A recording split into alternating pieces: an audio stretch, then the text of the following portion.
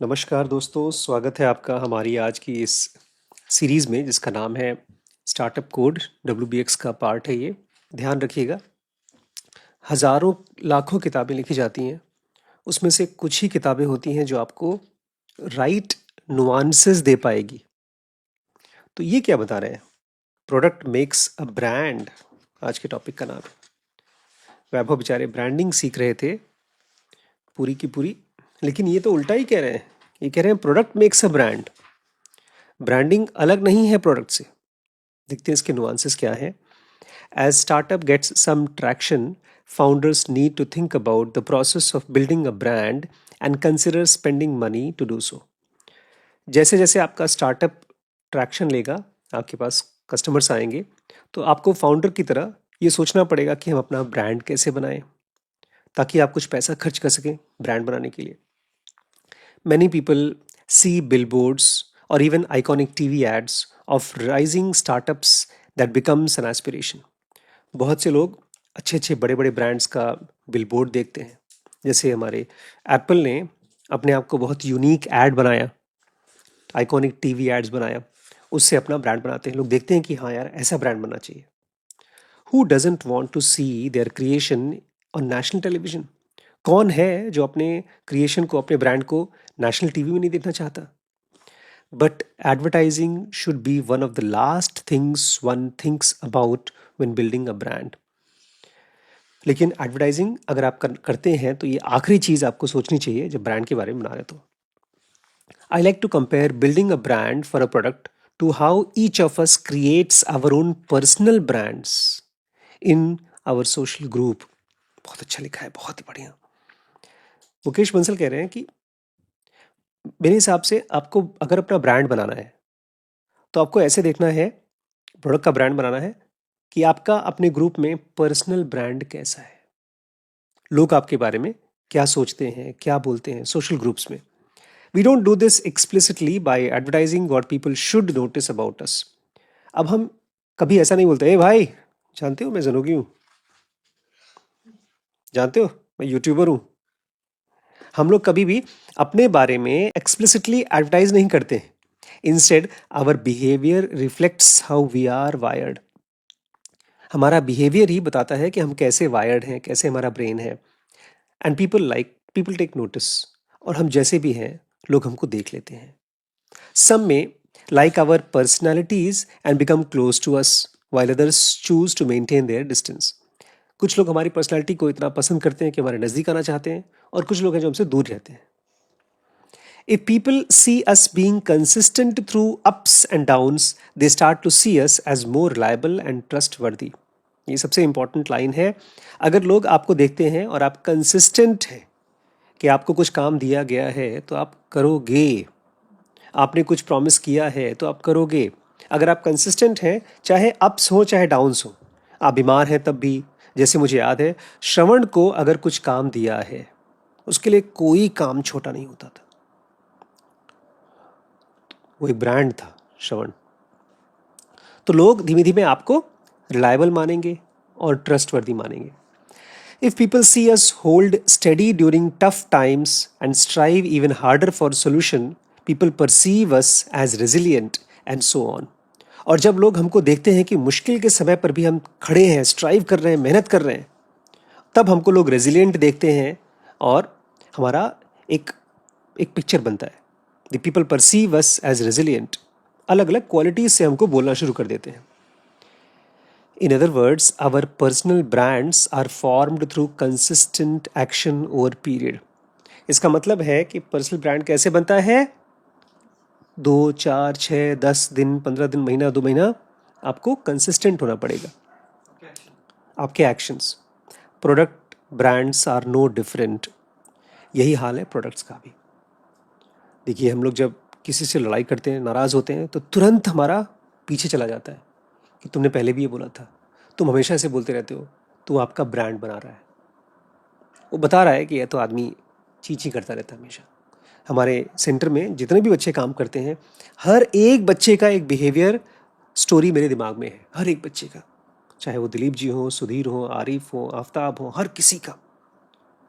और वो पिक्चर अगर सबकी एक साथ मैं आपको दिखा दूं तो आपको पसंद नहीं आएगा कि अरे यार मैं इसमें, वो मेरी पिक्चर ऐसी क्यों है, मुझे तो ये वाली पिक्चर चाहिए, ये अच्छी पिक्चर, तो इनको सुपर हिट फिल्म बना दी है, मेरी हिट फिल्म नहीं है। Product brands are no different. People pay premium for good brands because a brand promises to deliver time and again. लोग एक ब्रांड के लिए प्रीमियम देते हैं, ढेर सारा पैसा देते हैं, क्योंकि उनको पता है जो प्रॉमिस दिया है उस ब्रांड ने वही हमको मिलेगा।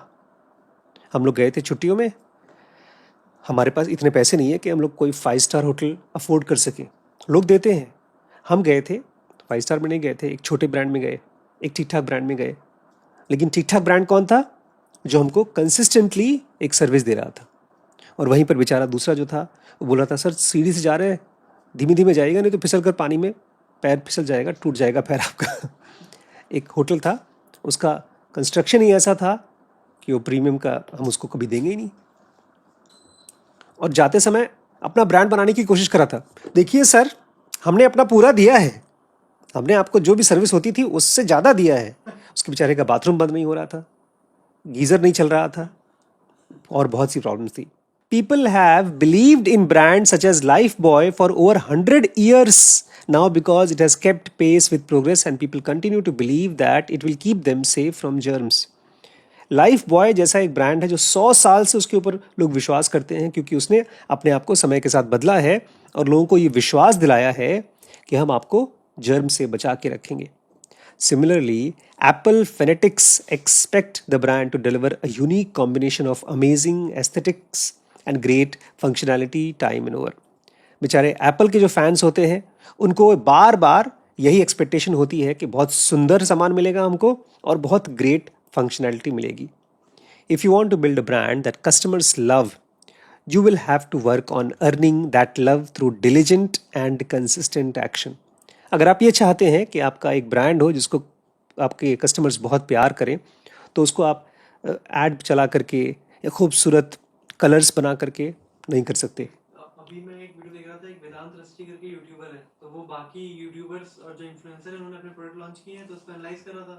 तो एक लड़की है कुशा कपिला करके, तो उसने अपना एक ऐसा पैंट लॉन्च किया है जो ऐसा ही है, लड़कियों के लिए है, जो इलास्टिक टाइप का है, ऐसे पहना रहा है।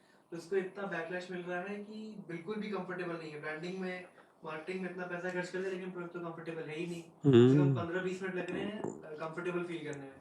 उसने ऐसा बनाया शायद उसके लिए है, उसमें पैड्स वैड्स भी लगाए हैं, शायद पीरियड्स में हेल्प करे, तो ऐसा कुछ बनाया, लेकिन बड़ा अनकंफर्टेबल है। तो वही वही सही कह रहे हैं, लाइफ बॉय का ये है कि अच्छा प्रोडक्ट है और एप्पल का भी ऐसा ही है। इसलिए अगर आप चाहते हैं आपका ब्रांड लोग प्यार करें तो उसके लिए आपको क्या करना पड़ेगा? Earn the love through diligent and consistent actions. रोज आप कुछ ऐसा करिए कि आपको आपके एक्शंस की वजह से, आपकी डिलीजेंसी की वजह से, डिलीजेंसी क्या होती है? डिलीजेंट किसको बोलते हैं? डिलीजेंट, मेहनत, मेहनत। इन टुडेज वर्ल्ड, आपको याद है उसमें हैरी पॉटर में बहुत समझदारी से नंबर्स काटते थे और देते थे कि आपके 2 नंबर कट गए क्योंकि आपने ये गलत काम किया, लेकिन आपके दो नंबर इसलिए बढ़ गए क्योंकि आपने अपने दोस्त के लिए खड़े हुए, या ऐसे अलग चीज़ों पर। तो जो बहुत छोटी छोटी चीज़ों में आपके अपने वैल्यूज़ क्रिएट होते हैं। In today's world, a brand interacts with customers at numerous points, touch points, digitally and sometimes offline. आज की डेट में हमारे ब्रांड्स कस्टमर से बहुत जगहों पर मिलते हैं, डिजिटली भी और ऑफलाइन भी। Each interaction is an opportunity for brand building by delivering a consistent experience, maintaining consistent design language, and evolving to stay in touch with emerging needs and tastes of customers. तो जब भी आप अपने customer के साथ में touch point देख रहे हैं, जैसे हम लोग थंबनेल बनाते हैं तो टच पॉइंट है जब थंबनेल देखते हैं लोग, ऐसे ही अलग अलग जगहों पे आप देखिए कहाँ पर आप कंसिस्टेंट एक्सपीरियंस दे सकते हैं, कंसिस्टेंट डिज़ाइन। देखिए अनइम्पॉर्टेंट नहीं है, कलर, फ्रेम, डिज़ाइन ये सब इम्पॉर्टेंट है। And evolving to stay in touch with emerging needs and tastes of customers. और कस्टमर्स का टेस्ट और नीड्स को, आज जो मैंने शर्ट पहन रखी है, ये जूडियो ने अपने अलग, टाटा ने अपने पुराने सब ब्रांड्स को होने के बावजूद ये टेस्ट के हिसाब से बहुत कम कपड़े रखे हैं, बहुत लिमिटेड कलर्स रखे हैं। तो आपको देखना पड़ेगा क्या नए नए ट्रेंड्स आ रहे हैं. As consumers learn to trust the brand for its value proposition, loyalties will be strengthened and you will have earned a permanent place in their minds. अगर आप कंज्यूमर्स आपके ऊपर ट्रस्ट करना शुरू कर देंगे कि आप क्या वैल्यू प्रपोजिशन दे रहे हो, क्या वैल्यू दे रहे हो, तो आपको एक लॉयल्टी मिलेगी जो मजबूत होती जाएगी और आप कस्टमर के दिमाग का एक परमानेंट हिस्सा बन जाओगे, at least until you falter your promise. कब तक? जब तक कि आप अपने प्रोमिस तोड़ न दो. हो सकता है ऐसा एक दिन हो, हम लोग बहुत ताज ताज बोलते हैं, वहाँ जाएं और बहुत ही ख़राब सर्विस मिले, उसके बाद से वो ब्रांड की वैल्यू ख़त्म हो जाएगी हमारे अंदर में. While a student at the University of Oregon, Phil Knight ran track under coach Bill Boorman, who used to hand sew sneakers for his runners, experimenting with lighter shoes. एक बंदे के बारे में बता रहे हैं, उसका नाम है Phil Knights. University of Oregon का स्टूडेंट था. वो ट्रैक पे दौड़ता था अपने कोच के बिल बोमन के नीचे, और वो उसके लिए हाथ से जूते बनाया करता था. अलग अलग हल्के हल्के जूतों के साथ एक्सपेरिमेंट करते थे दौड़ने के लिए. When Otis Davis won Pacific Coast Conference in Bowman's homemade shoe, many athletes wanted a pair. ये बोरमैन नाम है ना? हाँ, बोरमैन कोच है और वो अपने एथलीट्स के लिए हाथ से जूते बनाता था. ओटिस डेविस एक बंदा था जो रेस में दौड़ा और वो जीत गया. तो लोग आए इसके पास कि मुझे वो जूता चाहिए जो आपने बनाया था अपने स्टूडेंट के लिए. ही को फाउंडेड नाइकी इन 1964. वहाँ से नाइकी बना 1964 में, with an investment of $500 each from himself and Bill. $500 दोनों ने लगाया 1964 में, बिल ने और फिल नाइट ने. Their laser focus was on building an ultra high performance pair of shoes. इनका एकदम पागलों की तरफ फोकस था कि हम एक ultra high performance pair of shoes बनाएंगे. They didn't care how it looked. उनको इससे कोई फर्क नहीं पड़ता था कि दिखने में कैसा लगेगा. Only on how much speed it enabled. खाली हमको ये देखना है कि इससे पहनकर लोगों की स्पीड कैसी होगी, and it's superior performance on track and in due course. और वो ट्रैक पर कितना अच्छा परफॉर्मेंस देगा और धीमे धीमे समय में. Nike came to be deeply trusted by top athletes around the world. और धीमे धीमे वर्ड बाय माउथ फैल गया और नाइक दुनिया के जो सबसे अच्छे एथलीट्स हैं उनका ये फेवरेट ट्रस्टेड ब्रांड हो गया. Nike has continued to live by its philosophy in each generation of product evolution.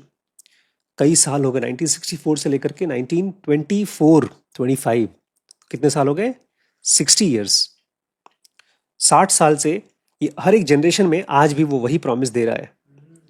And brand has kept pushing the bar on how they can help athletes achieve superior performance. और ये brand अपने athletes को और help करते जा रहा है कि कैसे वो अच्छे से अच्छा रेस में जीत सके. Even when they sign on someone as renowned as Michael Jordan or LeBron James, Nike doesn't just use the superstar athlete to shout about how great the brand is.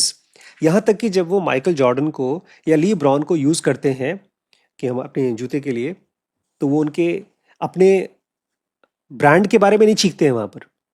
Instead, Nike works closely with athletes to design unique product that give consumers an edge on the field, while the brand uses the product superiority to further deepen customer loyalty. वो इन लोगों के साथ मिलकर के ऐसा design बनाते हैं कि हमारे एथलीट्स को उस एक एज मिले, बाकियों से बेहतर मिले, और फिर इसकी वजह से कस्टमर्स का लॉयल्टी और गहरा हो जाए. Product is Indeed marketing for many of the leading brands in the world. तो ये बात सही है कि प्रोडक्ट मार्केटिंग होता है बहुत से बड़े बड़े ब्रांड्स के लिए. Building a startup is all about building a product that customers love. अगर आप एक स्टार्टअप बना रहे हैं, इसका मतलब आपको एक प्रोडक्ट बनाना है जिसको कस्टमर्स बहुत प्यार करते हैं. This requires a commitment to product craftsmanship, generating unique insights and practicing minimalism to build few things. Commitment के लिए इसमें आपको कुछ कमिटमेंट चाहिए. सबसे पहला, अपने प्रोडक्ट को खूबसूरत बनाना पड़ेगा. यूनिक कस्टमर्स को पढ़ पढ़ के, सुन सुन के, देख देख के यूनिक इंसाइट्स लाने पड़ेंगे, और मिनिमलिज्म रखना पड़ेगा ताकि आप ज़्यादा चीज़ें ना करें, कम से कम चीज़ें करें. And then iterating furiously to achieve true customer delight. और फिर उस चीज़ को आगे पीछे ऊपर नीचे कर करके, इटरेट कर करके ऐसा करिए कस्टमर्स खुश हो जाएं पागलों की तरह. Only then can you think about scale. और तब जाकर के आपको स्केल के बारे में सोचना चाहिए, मतलब ग्रोथ के बारे में. A good product sells itself and a little marketing boost goes a long वे।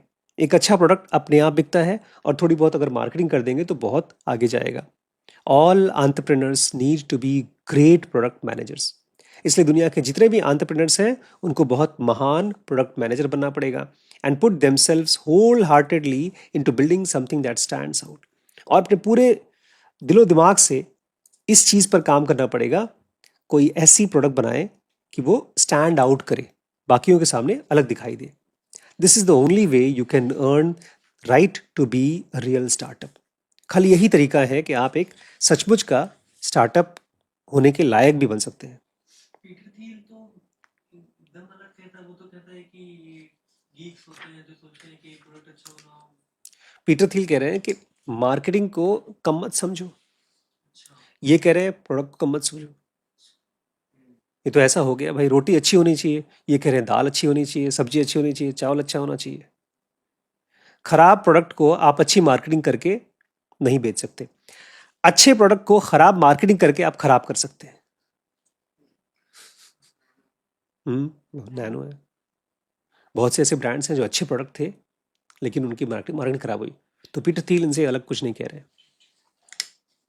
लेकिन प्रोडक्ट में जान होगी तभी बिकेगा। मार्केटिंग अपने पेज पे जैसे वो पानी के लिए तुम कह रहे थे लिक्विड डेथ। लेकिन आज मुझे एक नई चीज समझ में आई। मुझे थोड़ा डाउट हो रहा है कैसे कितने दिन और कैसे कितने उसमें काम कर रहा है। बिलियन डॉलर प्रोडक्ट हो गया वो। बिलियन डॉलर का मार्केट कैप हो गया। नहीं तो आप ये मत सोचिए कि अगर लिक्विड डेथ बिक रहा है तो उसका quality of tin, quality of water खराब होगा, वो परफेक्ट होगा।